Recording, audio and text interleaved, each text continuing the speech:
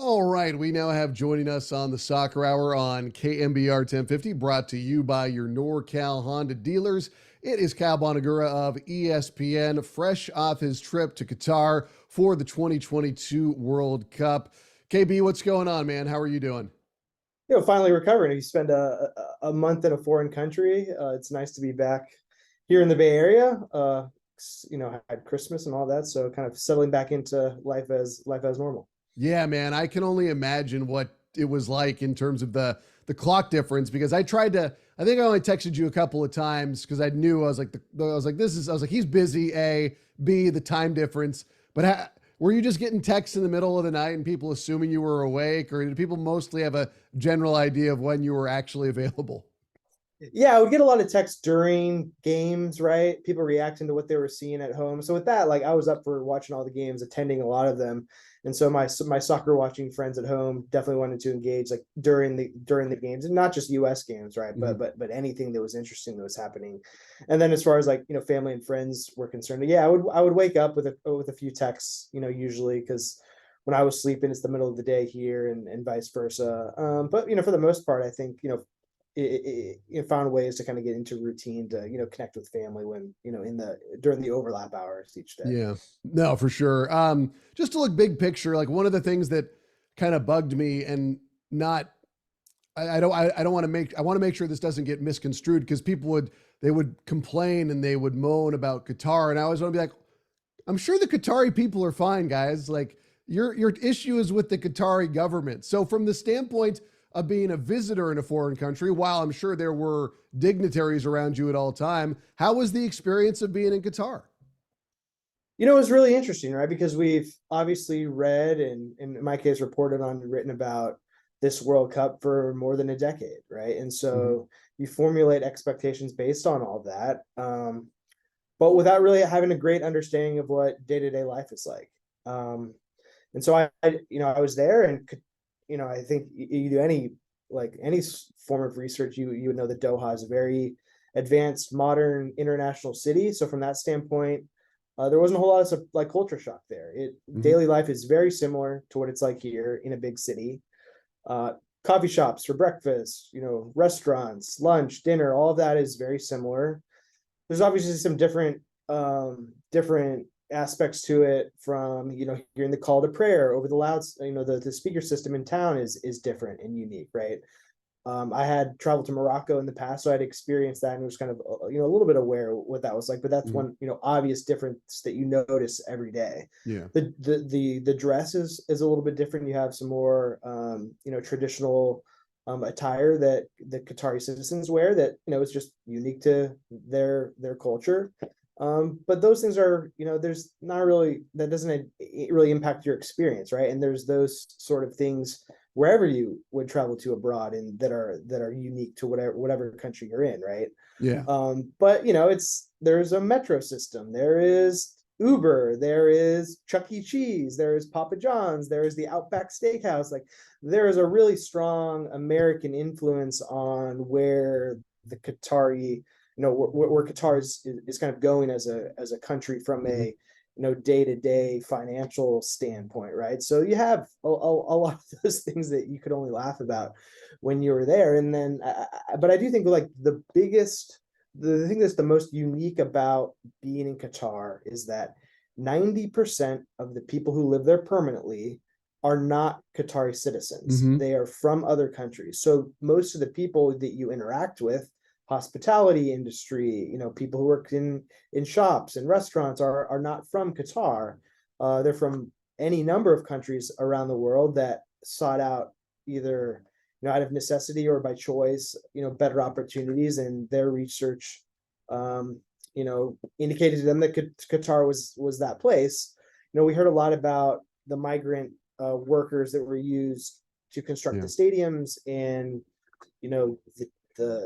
the high death toll as a result of that, and all of that is true and needs to be understood in the broader context. Mm-hmm. But there was a lot of people, most people that I came across when I was in the country, which was for about a month, that I asked, what is your experience like living here? Most of them had generally positive things to say about living there. They said that they can make more money working in the hospitality and restaurant industry in Qatar. A lot of them were there for as kind of a means to an end. They were there to make some money for a short period of time and then go somewhere else. I actually spoke Mhm. with a surprising amount of people who, when they found out that I was American, told me that it was their dream to move to the United States. Hmm. Which you never know what the perception Right. of the U.S. is going to be when you travel abroad. And most of the people that I interacted with who were working and living in Qatar had favorable things to say about the United States. So it was a really interesting experience. And, the kind of the phrase sports washing has been really prominent in the lead up to this World Cup, and for good reason, right? There's a lot of things that go on in the country that you cannot justify in any way. But as far as traveling there and experiencing as a foreigner, you don't really run into those things, unless you're like trying to seek them out, if that makes sense, or if you're not part of a marginalized, group, then your experience isn't going to be impacted. Did you feel that any aspect of your journalistic abilities or integrity were infringed upon or pushed upon? Like I know that that was a concern. People were wondering about coverage, and they were wondering about what the reaction would be from the governments.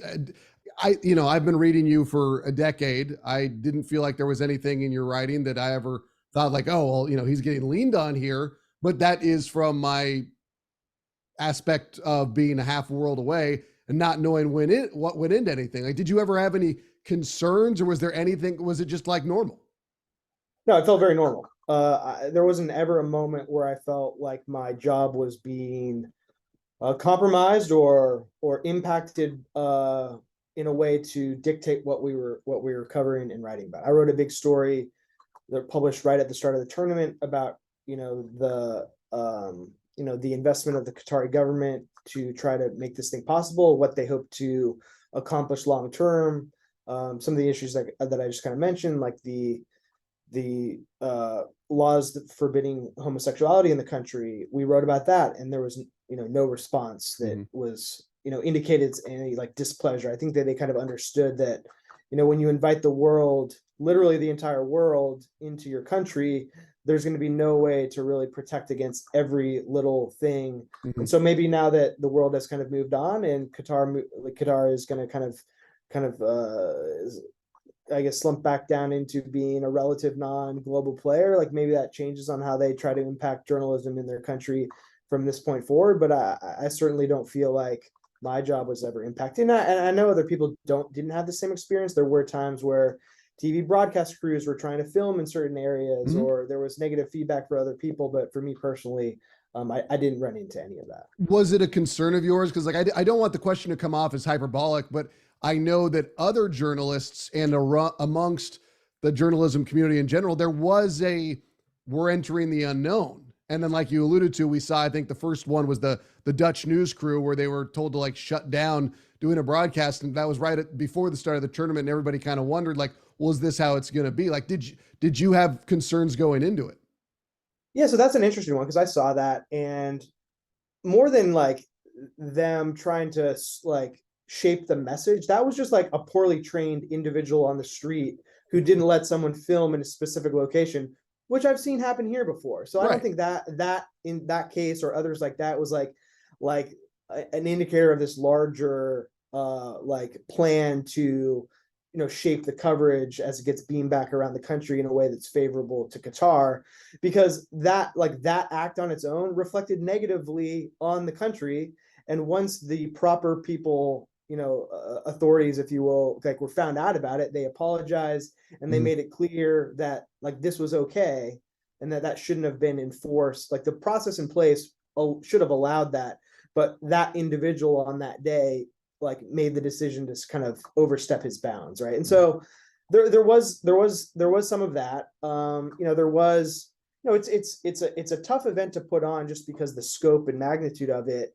And so you did see some issues like that where like it was people not allowing you to do a certain thing. Like there was no video allowed in some places in the stadium, where they were like very aggressive about no, you're not. I mean, it's like at the end of the day, like it's all very minor things that isn't like unique to it wasn't unique to this World Cup or this country, right? So Yeah. yeah, but I think, like, to get back to your other question, like, I was certainly prepared for it to be much worse than it Mhm. was.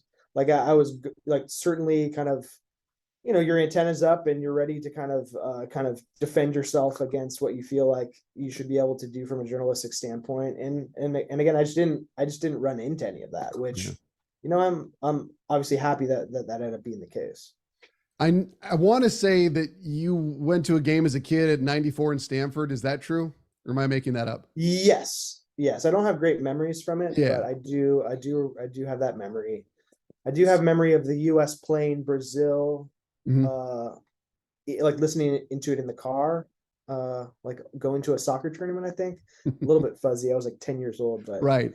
No, I but mean, I yeah, was, it's great because this is a tournament that I've literally, like, the World Cup was my introduction to soccer, mhm. the 94 World Cup. And so here we are, a couple decades later, to have the chance to go cover professionally was certainly kind of a cool full circle experience for me. Yeah, I mean, that was kind of where I was leading. Like when you were there at those US games, I mean, were you kind of like not necessarily soaking it in, but just were you aware of the magnitude, I guess, or the gravity of the moment on a personal level, professional level, and just as being a part of the greater American soccer, universe as you cover the sport? I mean, this was as big as it's been for the United States. I mean, this was, I won't say it was a coming out party, but it got people's eyes opened of, okay, like, let's see where this goes in 4 years. This team is on to something. It didn't feel like a one-off. Yeah, no, and like I absolutely did soak it in. I went to the first game against Wales. I went 3 hours early. I went in the stadium when it was empty, kind of walked around, looked around, took some pictures, took a picture, like, had someone take my picture inside just to kind of commemorate the moment, Yeah. right? Walked around, got a sense of, the American fans in the stadium and kind of how excited they were to be in attendance to watch their team at a World Cup. I think that's what's so cool about this event, right? Is that the scarcity of these matches. The U.S. hasn't been in the World Cup since 2014. Yeah. It had been, 8.5 years since they played in this tournament at all. And I think the expectation should be that it should be every 4 years, right? That they shouldn't miss, but that's not guaranteed. No. I guess it Ask more or Italy. less is now. Right. I guess with an expanded field, it becomes more of a foregone conclusion that they'll participate in every version, but it's still every 4 years. It's still a long time. And then you're only guaranteed 3 games. International soccer is such a weird sport to follow because you go 3 years with few games that really have any meaningful stakes, right? Depending on Mhm. how you feel about the Gold Cup, and obviously World Cup qualifying matters, but it's not, the US isn't usually punching above its weight class, right? So Mhm. there are very few opportunities for the US to really challenge itself on, like, with meaningful games on the global stage. And so to have the chance to be there is cool, right? Just as a soccer fan before even working doing this professionally, those are cool moments to be a part of and to help document. Yeah, I mean, I know that as a journalist, you're supposed to be detached as a fan in that sense, but like you have to have that background with sports at some point because you have to know what angles are important. You have to know why it's important. You have to know the background. So many things that play into it. Where it's I'm not trying to say like, oh, like you were a fan there at the game, but like your ability to cover this was specifically better because you were a fan. Like that's a huge part of it. I think it's really important to be able to be excited about games like this Mm-hmm. in my position, because as someone who's kind of like tasked with relaying what the experience is like to people at home, those are all fans and they want to like, and like, if this is something you do for fun, right? Follow a team, like, you want to be excited by these things. You want to understand this, like, the smells, the sights, the vibe in the stadium. And so, and if you kind of look down upon those things and don't really appreciate them and look forward to experiencing them, I think that kind of, your writing is impacted by it in a Yeah. way, right? So I think it's like, yeah, absolutely. I mean, you're not there as a fan to root for the US, but I think you absolutely need to be a fan of the sport, of the event, and get excited for that to really, to be able to share that with other people. Because if you're there and you're not excited about it and you downplay the importance to your readers who are genuinely very, excited about this event, that's not the experience that fans deserve or want or anything like that. So yeah, I was excited to be there. It was as cool a professional experience as I've ever had. And that would have been the case regardless of where it was. I mean, this is Yeah. the World Cup. I mean, it's for me the best sporting event that takes place, and hopefully my writing reflected that.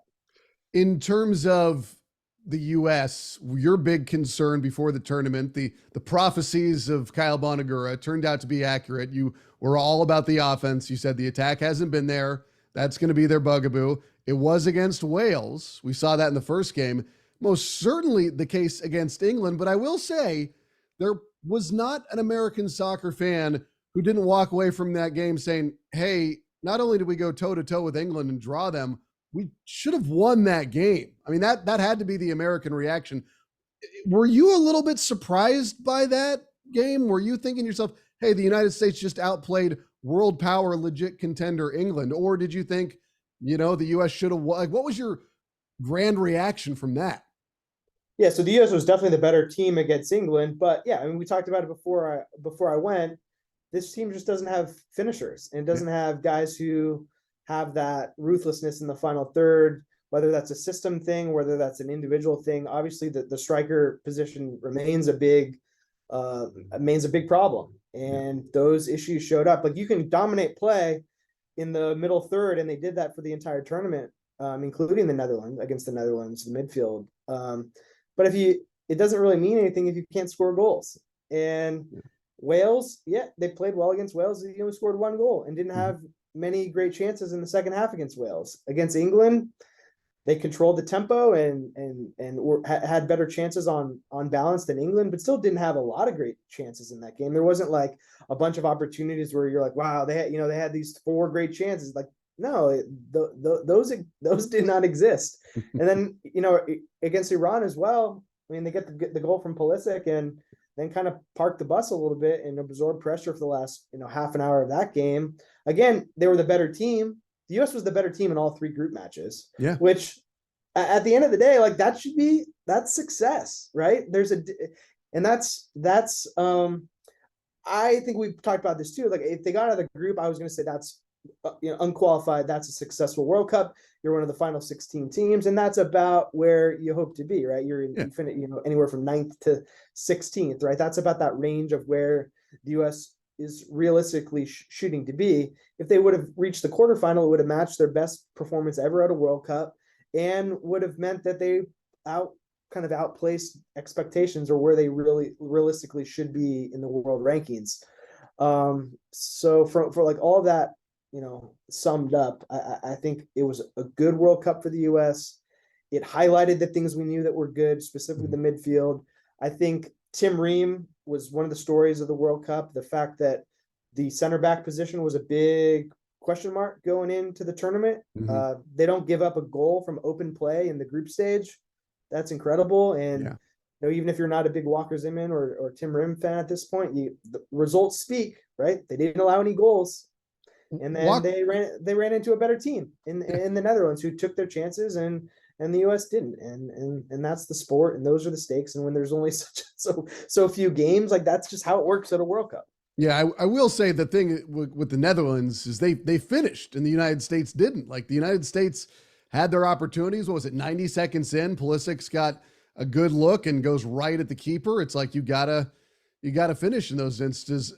The Walker Zimmerman thing, I feel like everyone is ignoring the fact that he had that incredible clearance nearly off the line late against Iran because everyone else was so focused on the U.S. getting on. And I was like, why aren't we talking more about that clearance? It's like, that's the play of the tournament for the United States right now, even more so than Pulisic's goal. Yeah, I mean, Zimmerman had the one moment against Wales where he fails Bale in the box. It results in a goal. But the thing is, like, that's such a split second decision. Yeah. And so if you're evaluating someone's entire tournament, man, it's like, that's the sport, right? You make one small mistake or you score one brilliant goal. Like, people are going to remember those individual moments just as a product of the sport and how it works.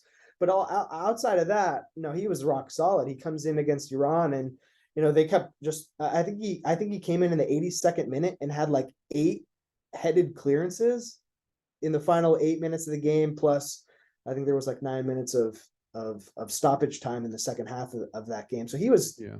great. He filled a role, and Reem was incredible. The outside backs I thought were good defensively and provide enough going forward to be happy with their output. It just came down to this team doesn't score goals, and we talked about it in qualifying. We talked about it before the World Cup, and as expected, they couldn't score goals at the World Cup either. I will say though that if I'm a Chelsea fan, I'm watching Christian Pulisic the entire tournament saying, where the hell is this for us?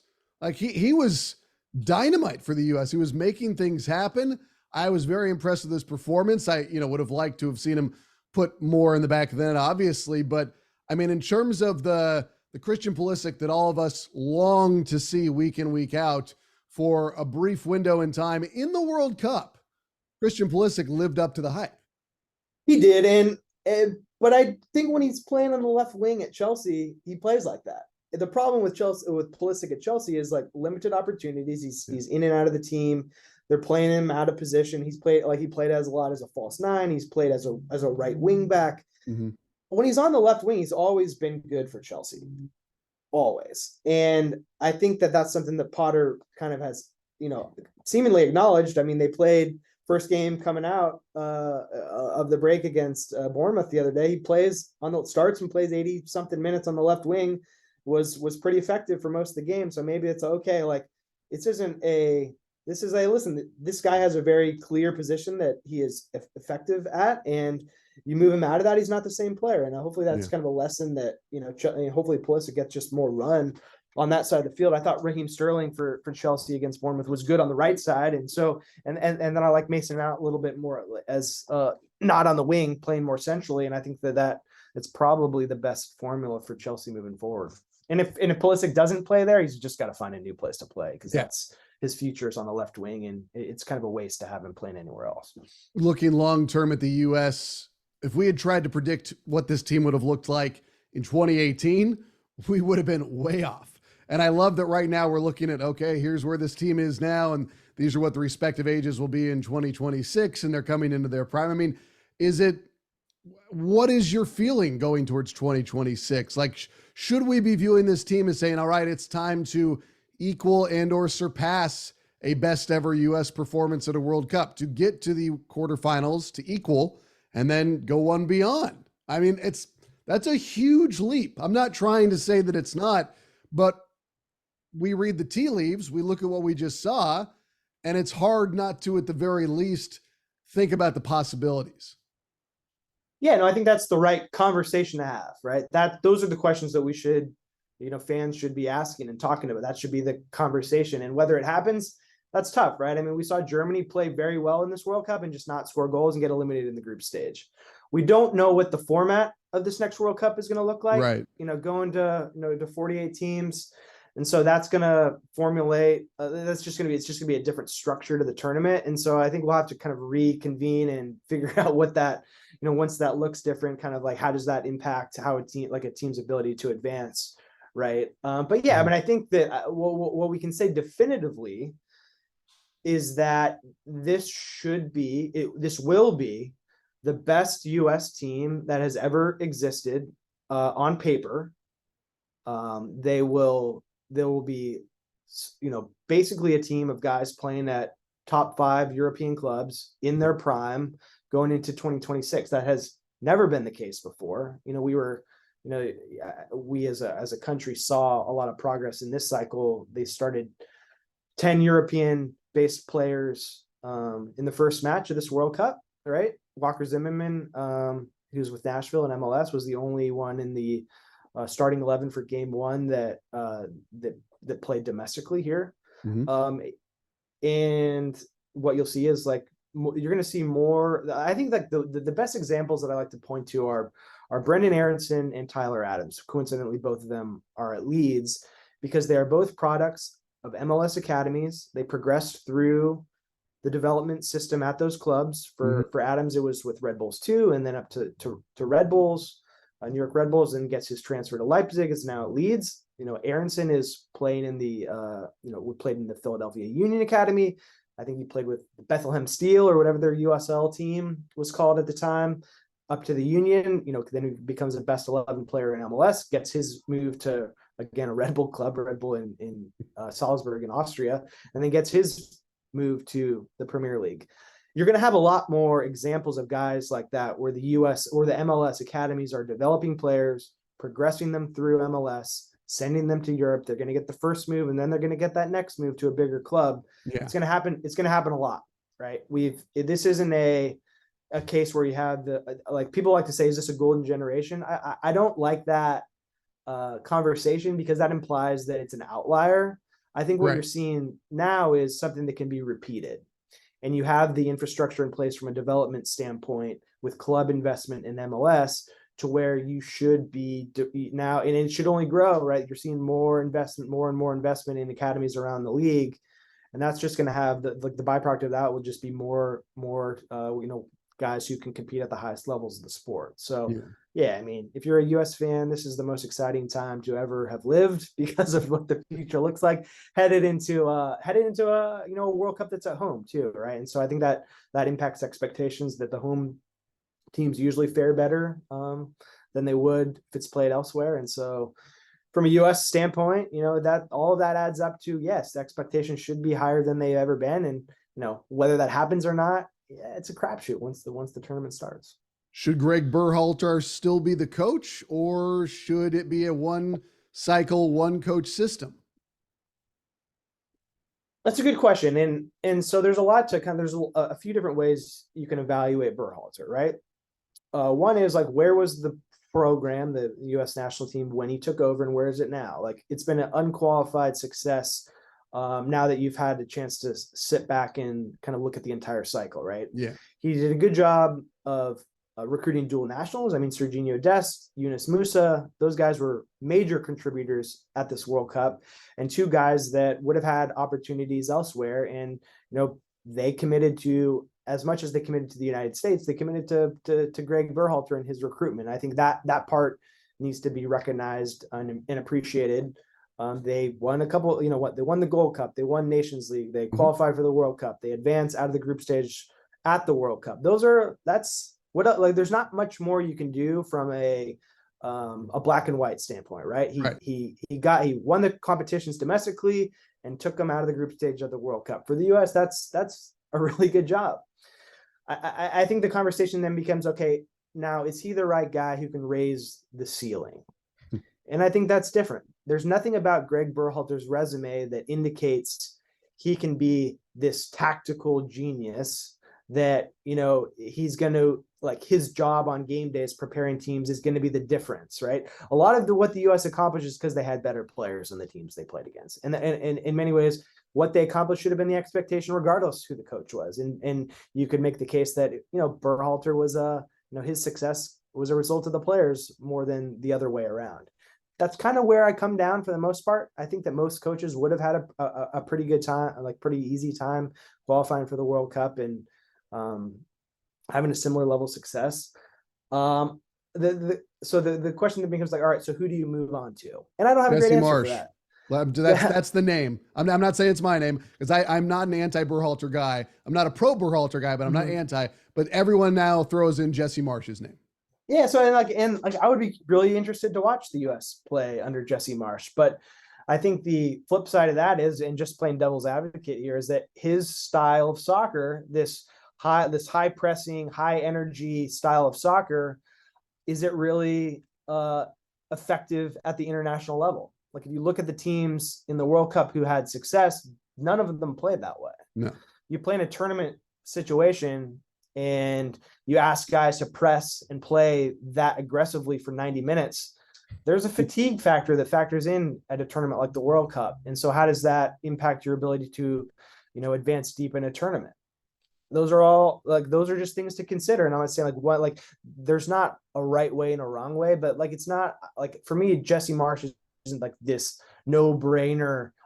You have to go with him coach, right? He's had a lot of interesting success in Europe, right? But again, he was fired at Leipzig. He's, Leeds is doing fine. They're, they're not in the top of the table or by any means. Like there's been questions about, is he going to get fired at Leeds early in this season? Right. And so that would have been 2 jobs where he got fired like really early in his tenure. So it's not like he's, having so much success where it's like, well, he's the obvious choice. Yeah. I think he's the obvious name because he's an American who did well in MLS, set the points record for Red Bulls, and has been, well regarded in Europe for the most part, and is in the Premier League, and he's American, right? So I think this is a case where you have to be open to not just an American coach. I don't think you have to say the next coach has to be an American. I think you got to go with the guy who gets the most out of the team from a tactical standpoint. And whether that means Berhalter remains in the gig for another 2 years, and then you're able to entice one of these, more accomplished guys to come in for the last 2 years of the cycle, and someone who plays maybe a similar style to what they do under Berhalter, but can kind of refine that headed into the World Cup. For me, that's probably the route you go. But if you re-up Berhalter, he's probably going to want a 4-year contract that takes him through the World Cup. And, right. There's a buyout involved, but so it's easy to spend other people's money. It's easy to spend the US Soccer Federation's money. But those are all, I mean, I think that's kind of where the conversation is, right? I think that a point I made in an article a few weeks ago about this was that, look, the Warriors, for your audience here, like the Warriors under Mark Jackson were this kind of young team that made the playoffs, won a playoff series, and were like absolutely trending in the right direction, versus the team's history. Right. Mm-hmm. And then Mark Jackson gets fired. They bring in Steve Kerr, and he's the guy to take them from the, winning a playoff series to being, this dynasty that we've all been able to appreciate for the last several years.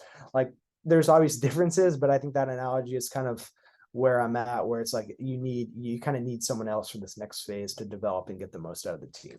As a final one for you, the Gio Reyna situation with Berhalter, and then Berhalter speaking at that summit. I think my biggest qualm with all of it is the Berhalter thought his comments wouldn't leak. That to me is insane. Yeah, just a really naive approach, and just really puzzling that he would feel empowered to talk about team business in that room. Right. All the stuff that happened with there's a lot of blame to go around here, right? There's certainly blame for, let's start at square run. Gio finds out for whatever reason he's not going to have the role that he wanted or expected, and then pouts about it and doesn't try and practice, and is generally not behaving in a professional manner. I think that's well understood to be the facts in the matter. And that's on him. That's on him, and that's unacceptable. And so if the team if the coaching staff went as far as to think that they maybe needed to send him home, that's a pretty good indicator of kind of Gio's professional approach in that moment. And keep in mind too, that Greg Berhalter and Claudio Reyna are childhood friends. Like they grew up together playing soccer in New Jersey. And so this isn't like a coach who doesn't know a player very well. Like he's known Gio his entire life. And so it's not this is like that. I think that's important context to have to this conversation. And so you get through it. It seemed like they handled it okay. Gio plays 45 minutes against the Netherlands, done and dusted. Everyone moves on and kind of is professional about it. But for Berhalter to go to this leadership summit of all places and discuss, what should have been a team matter in a room full of, these heavy hitters, he had absolutely. Hold on, I need to brush the irony out of the air. I can't hear you. Right? It's such a bizarre situation that he would do that, because it's displaying poor leadership, right? By discussing an in-house matter externally, and the idea that it was off the record, it doesn't change the fact that he was telling those people who were there. Yeah. Right. So whether it was an on or off the record event from a media standpoint has no doesn't factor into this at all. We are in 2022, right?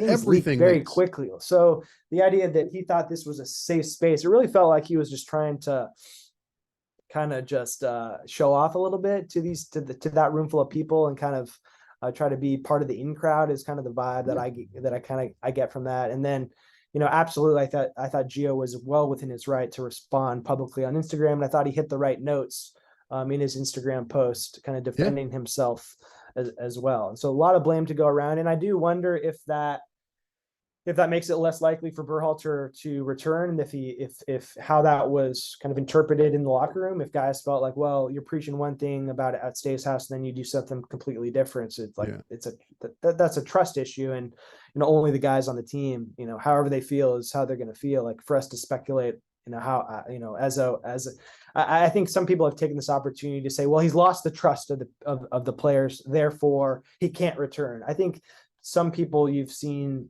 use this situation to kind of further their own agenda. It's to have a clear understanding of the impact, outside, if you're not in the room, I think is probably, it's just all speculation, right? It won't be an 8.5 year wait this time for the United States for the respective broadcasters and journalists. It'll be 3.5. And much to your pleasure, it will not require a 15-hour plane flight. It'll be right here in your backyard. I mean, I can't help but already get excited for this, man. I mean, it's here. It's going to be at Levi's. I mean, this is incredible. I think people are probably so excited. I think before it was like, oh, the World Cup is going to be here. And now it's like, oh, the World Cup is going to be here. Like, it's going to be everywhere. But I mean, there will be games here. I mean, it's incredible. Yeah, no, it's awesome, right? I mean, to have this event in your backyard is going to be really cool. Levi's will be a great venue for it. I think the Bay Area will be a great host region for the tournament. Although, like, I will say, it was kind of nice being at a tournament where everything was centrally located. Like, I went to 13 different matches. That's not going to be possible. It's not going to be logistically possible to hit that many games in person. It'll end up being like a lot more travel for people involved to try to get to multiple places, which that's a kind of return to normal with the tournament. But I did appreciate being able to just kind of have one base location where I was living, and then be able to get to everywhere else within an hour wasn't a bad part of having the World Cup in Qatar. Yeah, I will not name the national journalist who told me this at Super Bowl 50's Radio Row in San Francisco while the game was being played in Santa Clara at Levi's, but they turned to me at one point and said, "Why are we here?" I was like, "Welcome to California. Welcome to the Bay Area." And he's like, "Shouldn't we be near the stadium?" I was like, I was not on the planning commission. All of that is so weird, right? Like, you see like broadcasters show 49er games and they'll have like the Golden Gate. Alcatraz. It's like, well, like, yeah, it'll take you an hour and a half. It will, maybe more in traffic to get to Levi's. I think, I'm surprised people haven't started calling it like "Welcome to Silicon Valley" or something like that. Because like Santa Clara doesn't exactly resonate. I was born there. Right? It's got that going for it. It's got that. Home of Ted Rainey is on the city limits signs, or it should be in a water tower or something. But yeah, I think it's like San Francisco Bay Area. It's fine, I guess. Like, we're all used to it now living here, but it is a bizarre dynamic that there's this need to just pretend like everything is in San Francisco, and most of us actually live outside of the 7x7 city limits. Well, Mr. Bonagura, I am very happy that you got to have such a cool experience covering the World Cup. And like I said, we got a pretty quick turnaround compared to the last break we had between America and World Cup. So we've got some fun stuff to look forward to. Appreciate your time as always. Happy holidays. Send my best to the family, and we will talk soon. All right. All right. Thanks, man. I appreciate it.